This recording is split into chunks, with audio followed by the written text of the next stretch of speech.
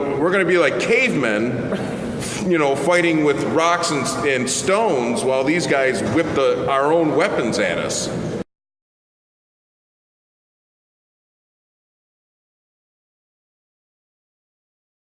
The reality is 100% of the rare earth materials used in every weapon system we deploy in the United States and our NATO partners is 100% reliant on China.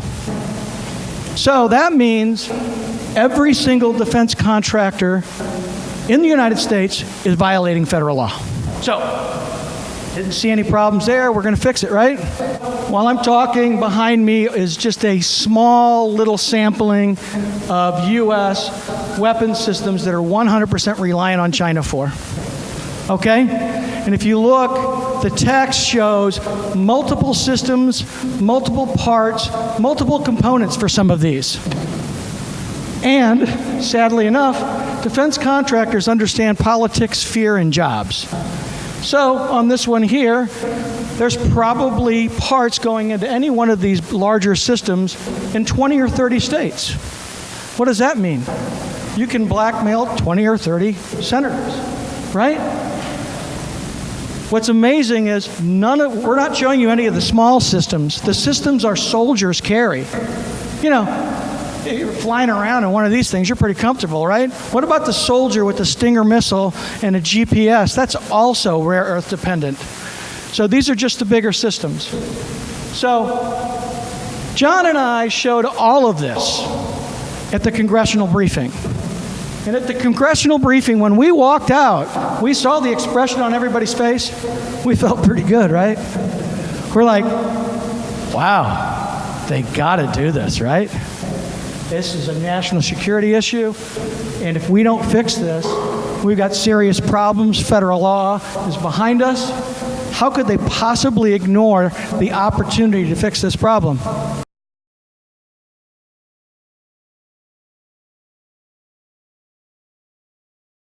Thorium and rare earths are not only linked at the mineralogical level, but at the geopolitical level. At first, we went in and told members of Congress how important it was economically. They didn't get them excited. So then we said to them, look, it's undeniable that rare earth issue is a national security issue, right? You have a constitutional obligation to take some action. We got a bill introduced late last year. This year, the bill was offered up as a standalone bill, and things were going swimmingly.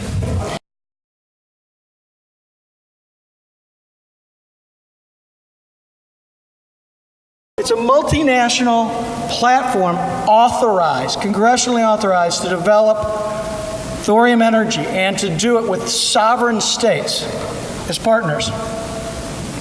It also creates an industrial products corporation, do some of the incredible things that were talked about, alloys, catalysts, medical isotopes, and other products.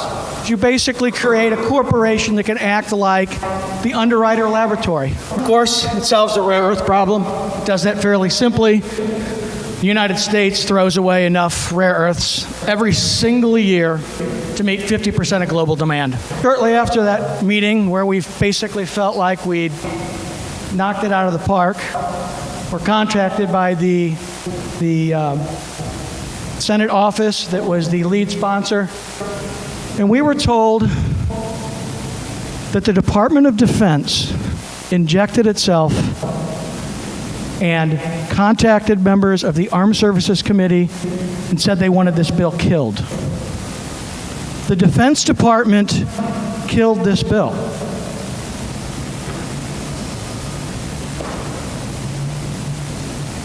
When you're faced with the prospect of doing your job and conforming to federal law,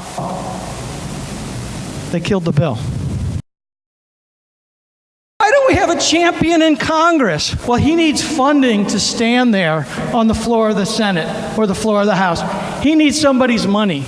And where does he get that money? Let me give you some names. It might be familiar.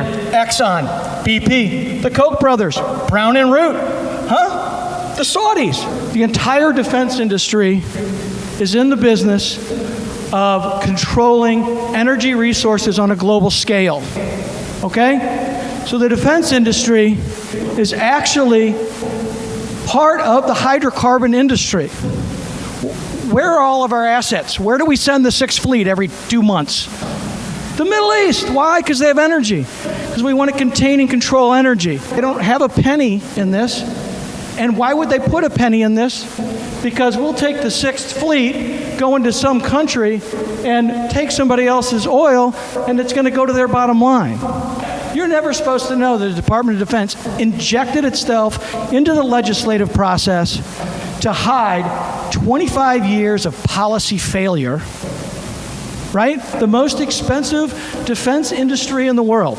In any extended conflict, China controls the outcome. Their enemy is their friend. They'll go create or fund an environmental group that goes out and literally creates enough political activity against what you're doing to kill it. And I think it is not cover your asses, cover your supply chain. They developed this billion-dollar supply chain. They don't want to wreck it. It's going to cost them a lot of money to try to mess with that. So I think that's where it comes down to. It's they've all their constituents are in the current supply chain. They cut that supply chain and make it obsolete. All of a sudden they have a huge problem. They don't want to deal with it. Literally, we need a fire. Literally, we need to cause some pain for the people that are letting this happen. Anybody with a box of crayons needs to start writing op-eds. And you need to send them to your local paper, and you need to send them to national papers, because the only way we can change the decision by the Department of Defense is to call them out. We need to think of ways to drag these people into the sunlight and say, why aren't you supporting this bill? Why aren't you supporting domestic rare earths for the entire world? Why aren't you supporting the energy of the future? Why aren't you supporting cures for cancer? Why aren't you supporting new technologies for this country instead of supporting a foreign power? Everyone's like, why do you hate China? And I'm like, I'm jealous of them. We used to do economic policy and industrial policy in this country. And in the early 70s, Milton Friedman and a bunch of his buddies decided economic policy and industrial policy, that's ridiculous. Leave it to the free markets, and shareholder value will, guide us to the light. And it hasn't panned out very well. It's not dead. The bill still exists, and we have till December 13th to get a bill passed, and probably till December 13th to get into the National Defense Authorization Act. What we need is a senator to walk onto the floor with 2 bills in his hand and say, look, obviously every single defense contractor in the United States either has a waiver or they're all breaking the law. And we have a broken system, and we can't possibly supply our defense systems without a national domestic rare earth refinery and value chain. So I'm going to offer 2 bills on the floor of the Senate for the defense bill. One will be, we're going to do an IG criminal inspection of every single contractor using Chinese parts, and all the suppliers who are falsely relabeling them as U.S. parts. Or we can actually pass this bill. So we can enforce the law, or we can pass this bill. I don't care which, but we're going to do one today. The senator who does that is going to fix this problem, and he's going to be an American hero.